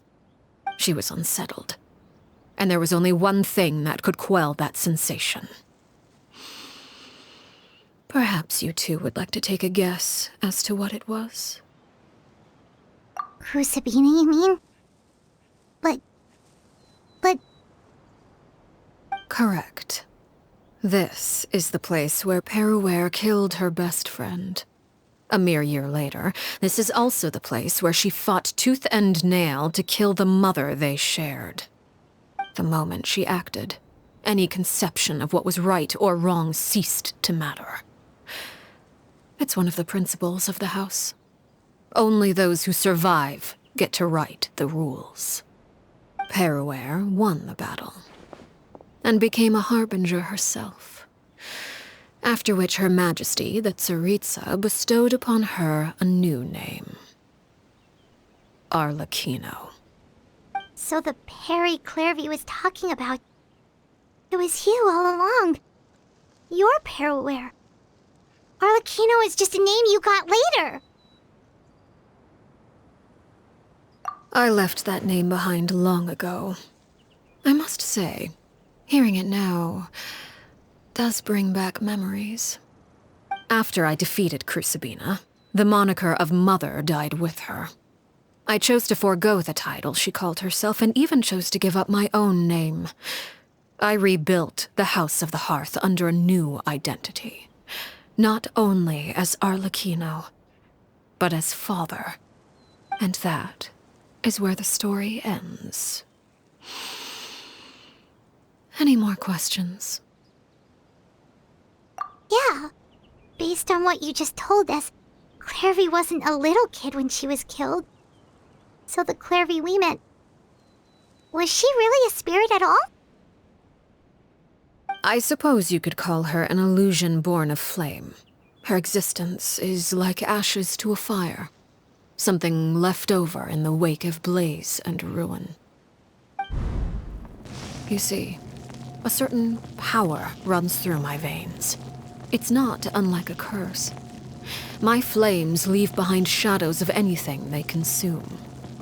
Of course, the chances of those shadows morphing into a sentient entity are exceedingly slim. Clairvy is a very special case. Clairvy died when she was 16 years old, but what emerged from the flames was her 6-year-old self. Her appearance wasn't the only thing affected. Most of her memories were lost to the blaze as well. Memory is a mysterious thing indeed. Losing a portion of your memories will alter your sense of self. Lose 10 years' worth, however, and it would be like living in the past. Like returning to a version of yourself that never grew up. No wonder Paimon got such a weird feeling when we were talking to her. Perhaps I should put it this way. Clairvy is someone trapped in time. It may seem like she exists with us in the present, but she truly lives in the confines of her own past. So if all of that is true, then you must have known about Clairvy for a long time. Indeed. She's a rather volatile and unstable entity. Sometimes she would look after the children. She's even saved some of their lives. But other times, she would hide from me and become obsessed with revealing the truth about the house to anyone who will listen. Shadows don't have the capacity to learn or grow. Any new information they encounter is quickly forgotten over time. Your attempts to expose Clairvy to sunlight, they failed, yes? The reason is actually quite simple. In Clairvy's mind, the house is impossible to escape, and it is this very perception that traps her there. But no matter. All I have to do is kill her again, and all will be resolved. I don't anticipate so much as a single speck of ash will be left behind this time. Wait! Paimon can understand why you might want her gone, but isn't there another way? in her 6-year-old self. She's still your friend. At least talk to her first. It's too late for that. She broke the rules, and now she must be punished. That goes for Filial and Nantoy as well. She's had quite the effect on them. I hope you understand. The difference between Crucibina and myself lies in our formulation of the rules, not our policy for enforcing them. Upholding the rules without question is a trait we both share, because that is how a household should be run. Is this really what you want to do? Whatever could you mean? Don't you want to say a proper goodbye at least?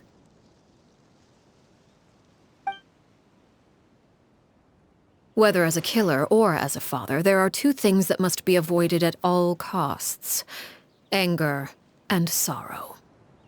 Anger makes you impulsive. Sorrow causes you to waver. Well, it appears it's about time to proceed. Before we arrived, I told some of my well-behaved children to bring our troublemakers here by nightfall. I do believe I've kept my end of the deal. I give your friends quite a bit more time.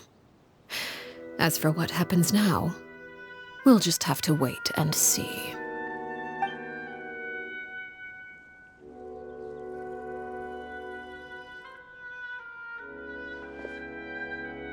Here they are, Father. Ah, you gonna execute him? Seeing something like that would actually be a first for me. Lenny! I'm sorry. I heard about how you helped buy us more time. But I still failed. I couldn't find a way to fulfill her wish. Huh? Are you... Perry? Indeed, it's been a while, Clairvy. Perry! Shh, stay right there. I'm sorry to postpone our reunion, but first I believe certain scores need settling.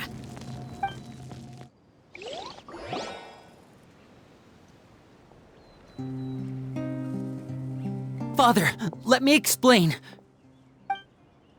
Out of my way. Father! You chose to conceal a threat to the house, and for that, you must be punished. Overall, however, I suppose your wrongdoing is hardly the most egregious of the bunch, so I'll deal with your punishments later. As for right now, the more pressing concerns are the traitors among us. By traitors? Do you mean us? Father, let me explain. We didn't mean to... Fultz, why don't you share what you heard? Yes, Father. Secret Midnight Meeting number 3. Participants, Filial, Nantoy, Sato, Toddy. Nantoy clearly said, if only Father wasn't the one who took us in. Sato added, I'm sick of this life. I just want to live as a normal person. Filial was the worst of them all. She called us crazies and said a bunch of mean things about Father. I did not! You're lying! Fultz is trying to frame us. It's not like I'm the only one who heard those things. After that, you and Toddy and a bunch of other people started talking about Clairvy. You were using all those things Clairvy brought up as an excuse to question Father. We're birds locked in a cage. The only way out is to destroy it. That's what you said, wasn't it? You little... You just want me gone, don't you? What did I ever do to you, huh? And you, Sheplo, have you forgotten who stood by your sickbed, watched over you, and changed your dressings? Come on, let's hear it then. What's your reason for all this?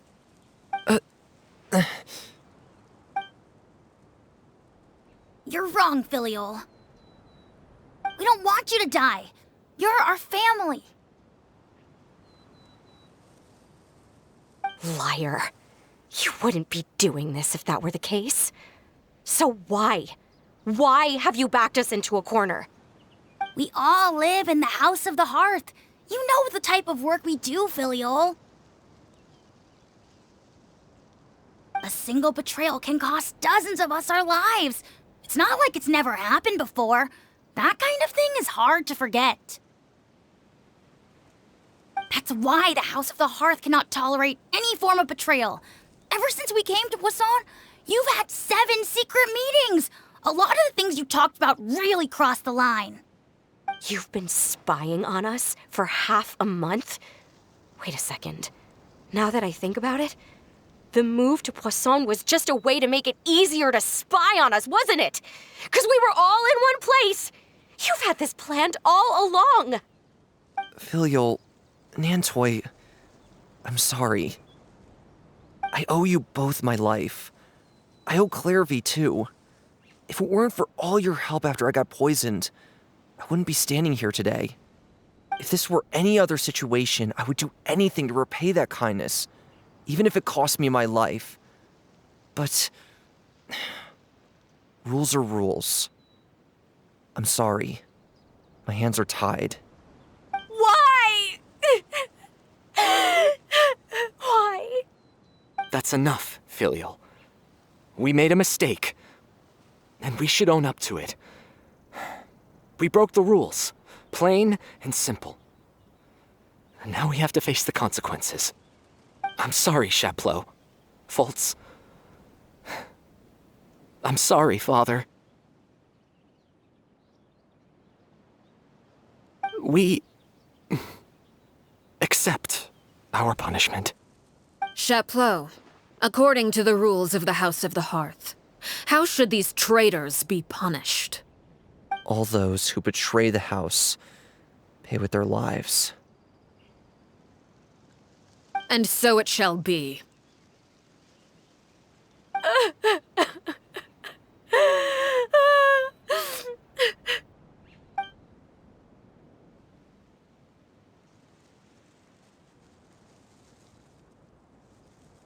Father, please wait! Something you want to say, Linny? Please reconsider, Father. What Filial and the others did, does it really count as betrayal? We all come from broken families.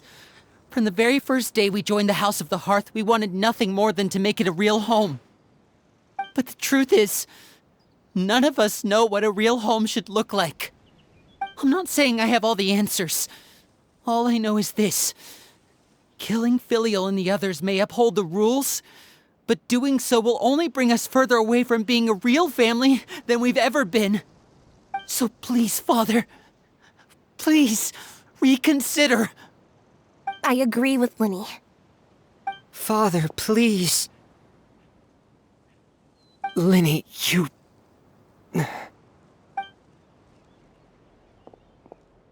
I also agree with Linny.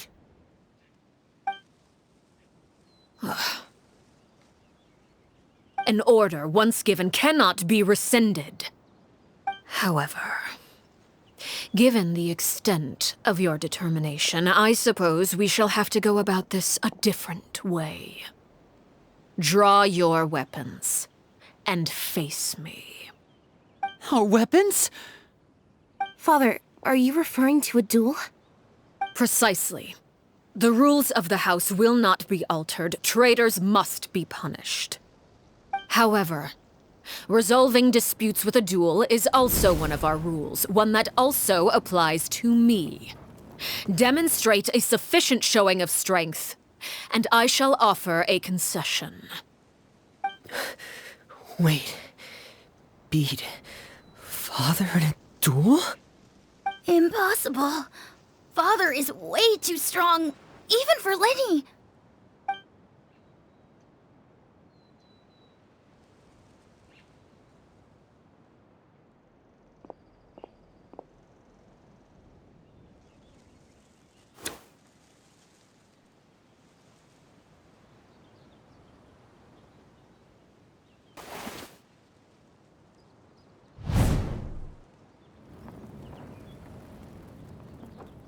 Did you hear that, Traveler? Lenny and the others have to duel the knave. What should we do? Can they really win something like that? If they lose, those people from the house are really gonna be executed. Hey, are you listening?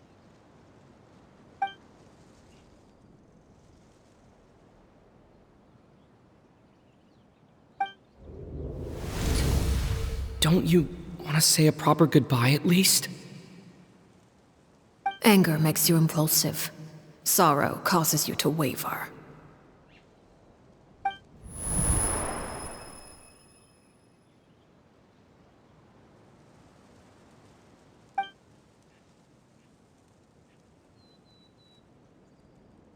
Oh.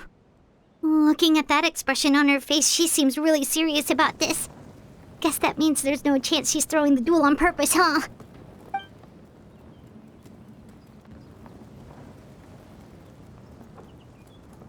When guests are around, families are often on their best behavior. And any disputes are less likely to escalate. When the time comes, make the choice that you deem most appropriate in the situation, and lend your help to the House of the Hearth. What's wrong, Traveler? Hey, where are you going? Traveler? You're asking to join the duel against the knave? I'll allow it. We do have a ready-made dueling ring at our disposal, after all. All I would advise is this. Keep a firm grasp on your weapon, and give it your all. Any less, and you may just lose your life.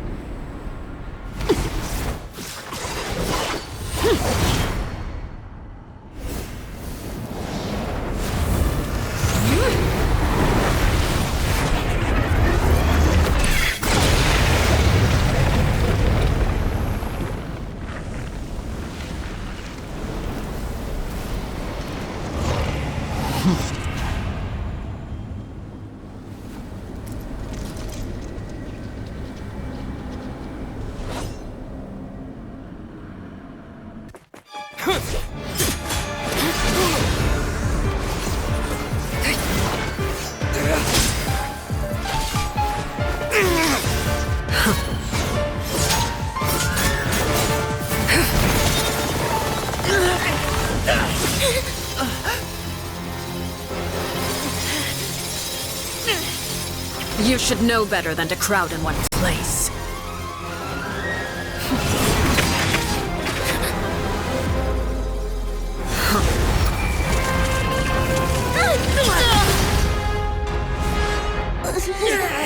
Oh, I know. No! I'm sorry, Father!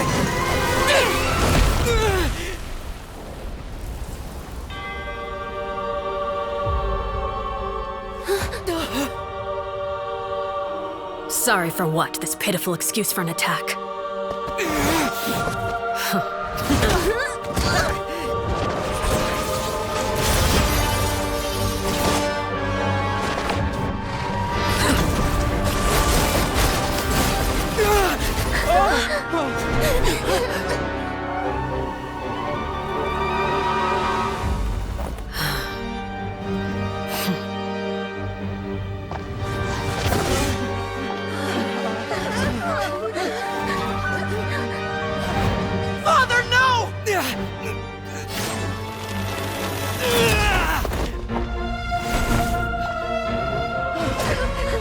Made it out, did you?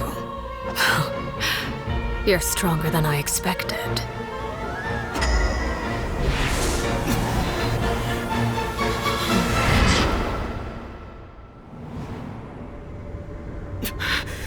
A crimson moon? I can't move.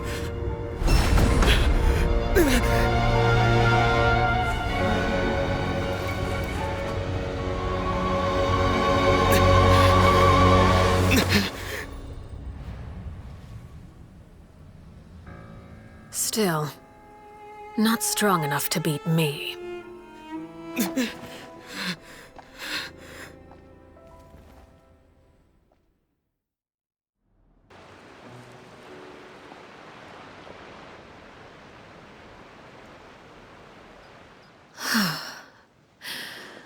I believe we can end things here.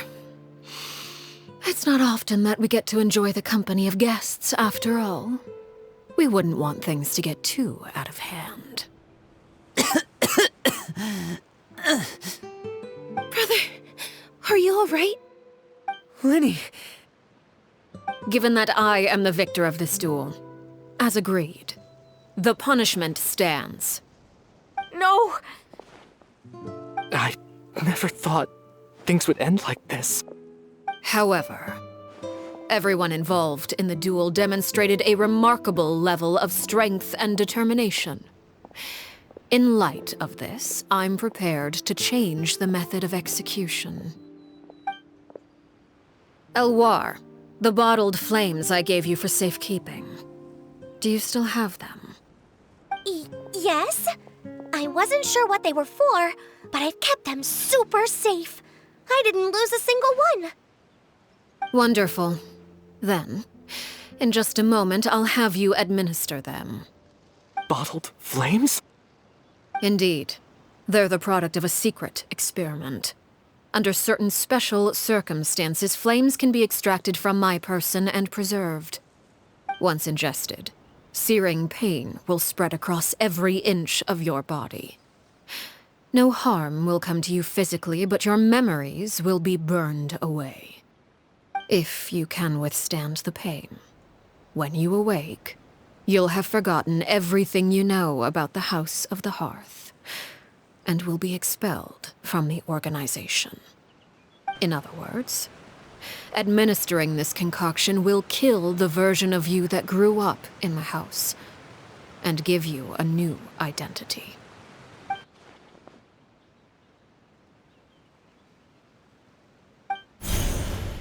Memory is a mysterious thing indeed. Losing a portion of your memories will alter your sense of self.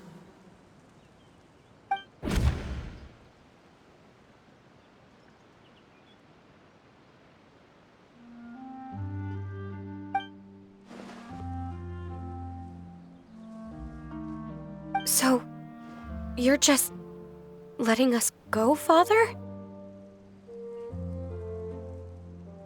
You misunderstand. Memories are extremely important. Once consumed by flame, the version of you standing before me will die, and our secrets will die with you. So no, I don't intend to just let you go, because the person who survives will be nothing but a stranger. Even so, I won't have to live in fear anymore. I'm sorry, Father. I'm sorry I let you down, but I really... Don't cry, filial. You haven't left the house yet, so there are still rules to be followed, yes. Remember what I taught you. Anger makes you impulsive, sorrow causes you to waver. Don't let yourself be controlled by your emotions. Of course. I'll remember. Dry your tears, and go pursue the life you really want. Yes, Father. Chaplot, Fultz, Elwar, take them back to Poisson. And bring Linny and the others as well. I prepared 3 extra vials of bottled flames. As for whether to take them, the choice is yours. Goodbye, children.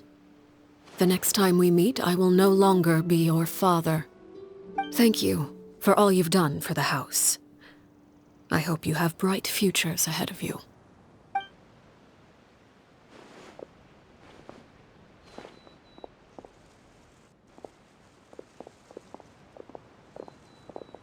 Father.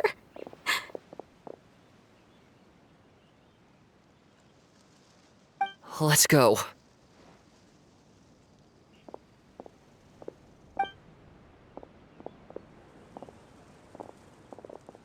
Here, grab my arm, Linny. I'll help you walk back. Thank you.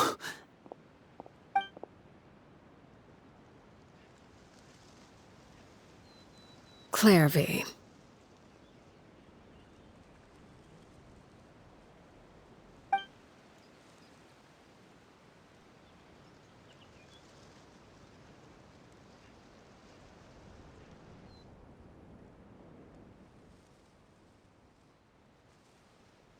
Can we talk now?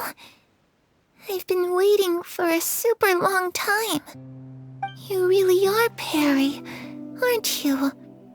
I haven't seen you in so long. How come you're all grown up? Wait, did I somehow travel to the future on accident? Or am I dreaming? What a long dream! Neither. You died, Clairvy. That's what happened. You could have at least sugarcoated it a little. Look, she's so speechless.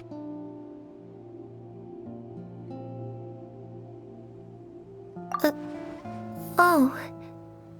Okay then. Huh? That's it? You accepted it just like that? Yep. If that's what Perry says happened, then I believe her. Perry wouldn't lie to me. Plus, I don't really need to know why I'm like this. I'm more curious about what happens in the future. If you're a harbinger now, Perry, that means Mother is gone, isn't she? Can you tell me about it? I want to know what happened to her. And to me. You never stopped trying to defy fate. At first, no one believed you. You could only vent your frustrations to the moon. In fact, you often sought comfort in the night sky. You wanted to see the aurora, so one night we promised each other we would go to Snezhnaya to see it together. Later on, you tried to run away, but you were brought back each time. Mother spared your life, but it wasn't out of kindness. Instead, she decided to make an example of you by slowly torturing you over time. That way, the other children would know what happens to traitors. Still, you never gave up. Mother hoped that through ruthless duel after ruthless duel, she would be able to crown an ultimate victor among the children she raised. But you called on everyone to unite, to fight to a draw in order to reduce casualties. Your efforts may have only delayed the inevitable, but still. You gave them hope. You tried everything you could think of, but every attempt ended in failure. Still, you never turned your sword on Crucibina, and you never turned it on me. On that gloomy day, you told me, "For the last 16 years of my life, I've done everything I can to fight for freedom. But now, I realize that the only freedom I truly possess is the freedom to choose to die." I never imagined I would say something like that. I must have been feeling really worn down. But somehow, I still think I understand. According to Mother's plan, only one of us was going to make it until the end. And I always hoped that person would be you. If I could do it all over again, I still don't think I would make a different choice. Even when I first met you, I knew you'd be able to do what I couldn't. Is that so? Even now, I'm not sure I truly understand what kind of freedom you were trying to pursue. But as the head of the House of the Hearth, and as the children's father, I've tried to give them the most basic of freedoms. The freedom to choose their own fate. It's something I discussed with the Eudex of Fontaine. The children who want to leave the house will have their memories wiped clean of all secrets pertaining to the organization. In return, they will be allowed to live a normal life in Fontaine without being prosecuted for their past. Of course, I won't simply hand freedom to them on a silver platter. They have to fight for it and prove themselves worthy of it. Only freedom that is earned has true value.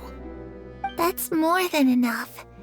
That's exactly the kind of life I was fighting for. You know, Perry, I think you're a pretty amazing king, and a really great father, too. I'm really happy that you're the one who took over the house. I guess I do have one regret, though. I still haven't seen the outside world. Well, it just so happens that our dear guests over here have been to many nations and traveled to countless places. Perhaps they would be willing to tell you what the outside world is like.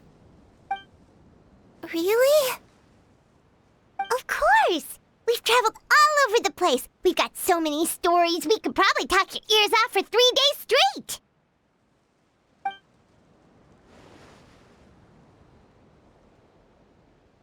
You know, I used to dream of being a bard.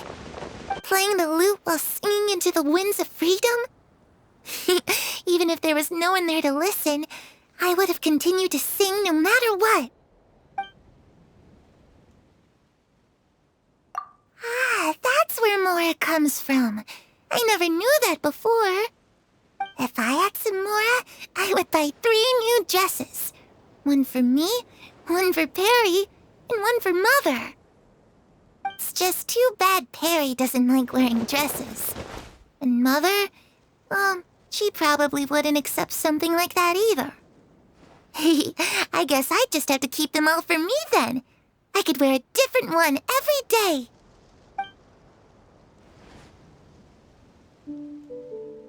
Those yokai you mentioned, what do they look like?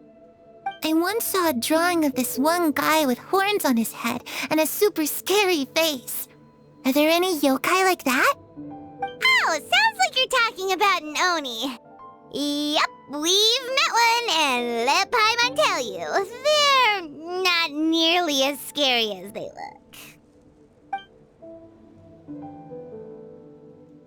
I was always too afraid to skip Mother's fighting lessons. But at the academia, I bet you could do all sorts of secret things in class. Things that have nothing to do with studying. I'm just kidding. Being able to study whatever you want without having to fear for your life actually sounds pretty great.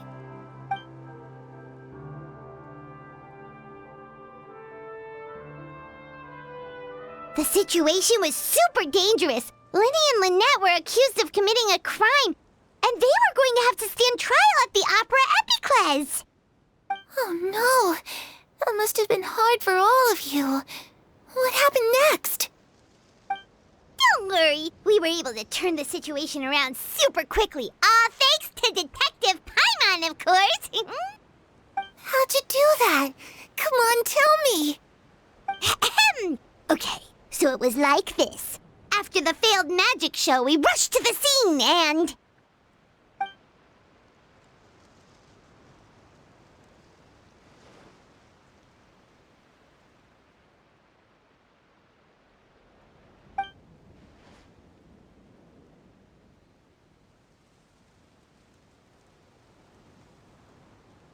Shadows don't have the capacity to learn or grow.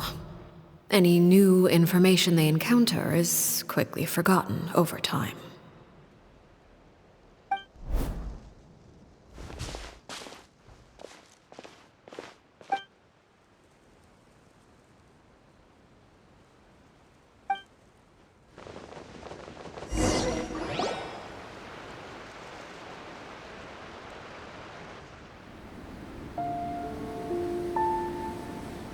Clairvy, you've worked tirelessly from the shadows to overthrow the House of the Hearth.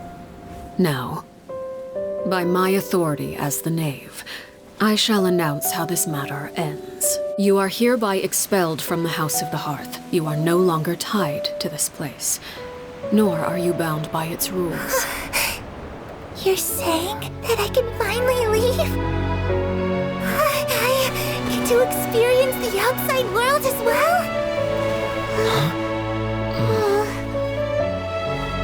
Oh, I almost forgot.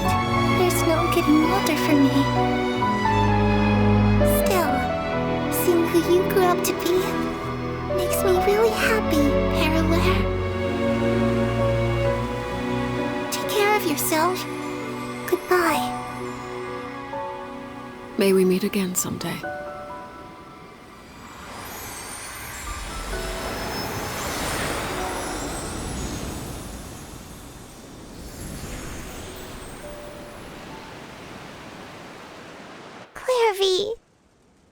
She left so soon. Paimon didn't even get to finish her story.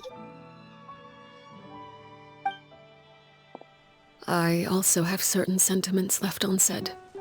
I wanted to tell her that the aurora I saw in Snezhnaya was just as beautiful as the ones in the pictures. But a shadow's memories reset at dawn. Had we delayed any longer, we wouldn't have had the time to say goodbye. Whatever regrets may linger, let them be lost to the coming of a new day. Father? It's Linny! Hey, Linny!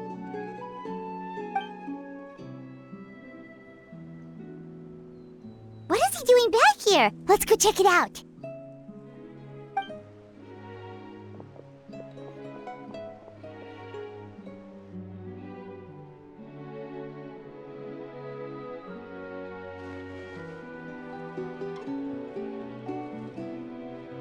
Father, the bottled flames have been administered. Filial and the others have left the house. And you? What have you decided? Thank you for giving us that choice, Father. But we never wanted to leave the house. It's the only home we've ever known. Lynette and Fremine feel the same way. They're recuperating back at the Hotel Bouffe d'été. But I decided to come back and tell you where we stood. I'm sure you're well aware of the expectations I have for you. I want you to follow in my footsteps and become the next king of the house. Yet you seem to have different ideas. I must admit, I'm rather surprised by your decision to stay. There's nothing wrong with choosing to live a quiet life. Leading this organization is a heavy responsibility, one not so easily carried by someone forced onto the throne. I just never understood what you saw in me. What made you believe I was deserving of that throne? You're brave, talented, and, most importantly, you cherish your family. You would do anything to protect them, even if it costs you your life.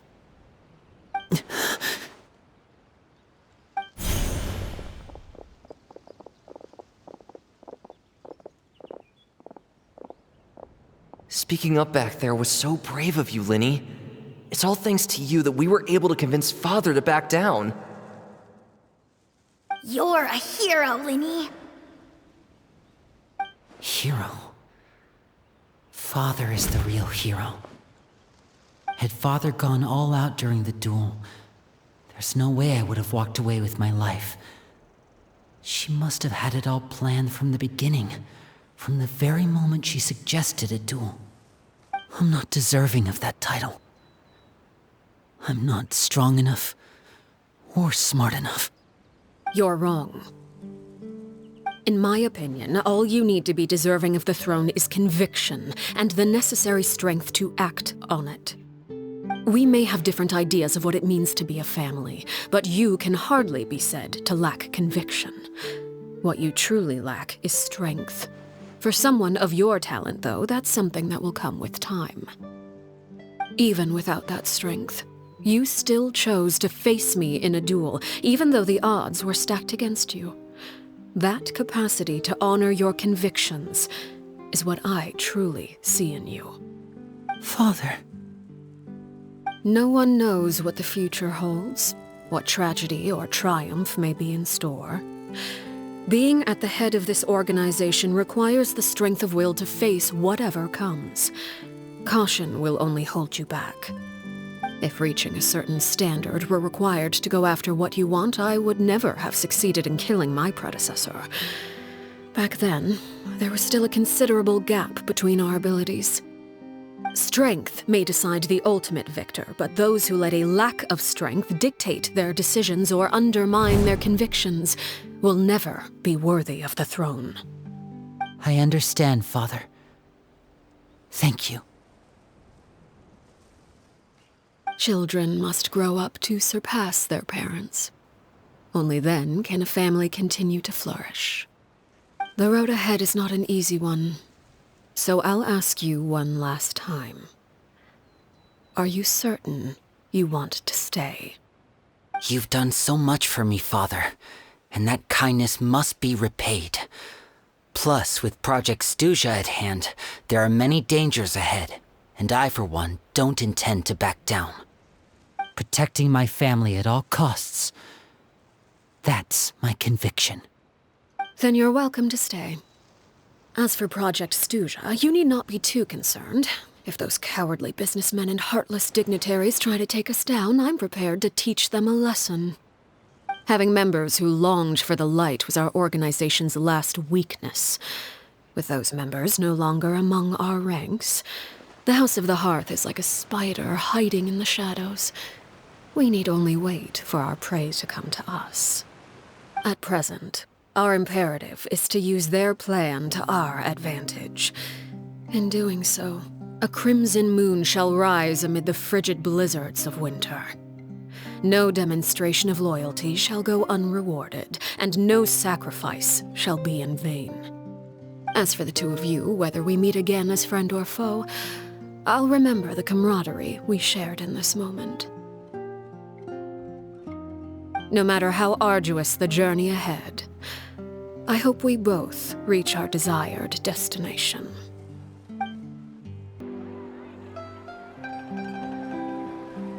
Lynette, Fremine, how are you feeling? Much better. Whew, what a relief! What about you? Are you feeling all right?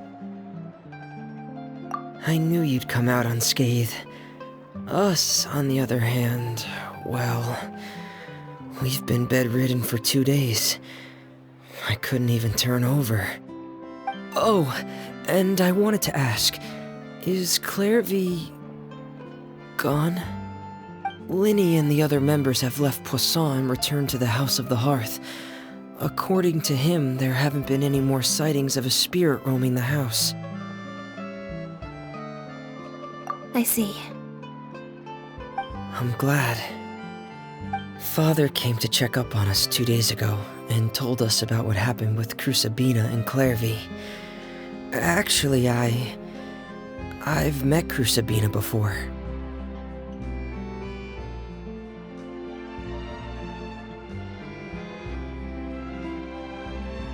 Wait, what? You've met the former knave?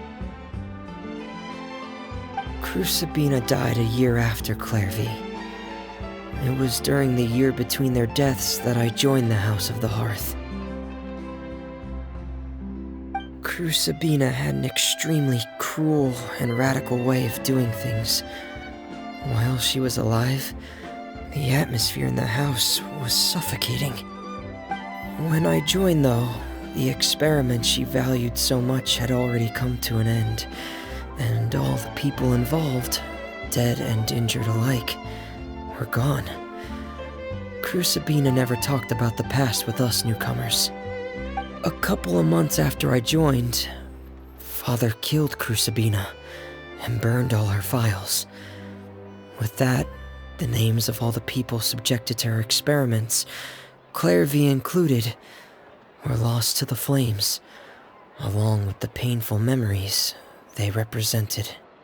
Father took in Lenny and me a couple months after that, but she never mentioned anything about Crucibina or Clairvy. It really seems like something she was planning to keep to herself. The last time you talked to her, did she mention why she kept it a secret for so long? She said she didn't want us to be affected by the darkness of the past. She was worried we'd develop a false sense of gratitude towards her if we knew about it. The foundation of a family should be free of any corrupting influence. Whatever happened in the past, it has nothing to do with who we are now. And that's what Father told us in the end. But I still thanked her for everything. It was only after hearing about what Crucibina did that I finally realized how insignificant our lives could have been. The members of the house meant nothing to her. To say that she valued them in any way, even just as a tool, would probably be giving her too much credit. If Father hadn't taken over the House of the Hearth, I probably would have already... Father rarely brings up the fact that she saved us. She doesn't believe that being indebted to her should be what ties us together. But even if we didn't owe her anything, we would still choose to stay. Because this is our home. We may have arguments or times when we feel wronged. Some people may even choose to leave. But as long as Father is here, we will always have a home. Whether the path before us is bathed in sunlight or shrouded in shadow, we'll follow Father wherever she chooses to go.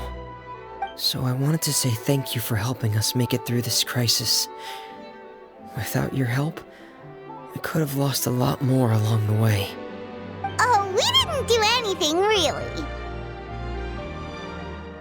Of course. You're welcome anytime. Are Filial and Nantoy okay? I actually saw them at a cafe this morning. They didn't recognize me. From what I could tell, they were drinking coffee and talking about one of the operas that started running recently. They seemed happy. If I had to take a guess, I would say they finally found the kind of life they always wished for.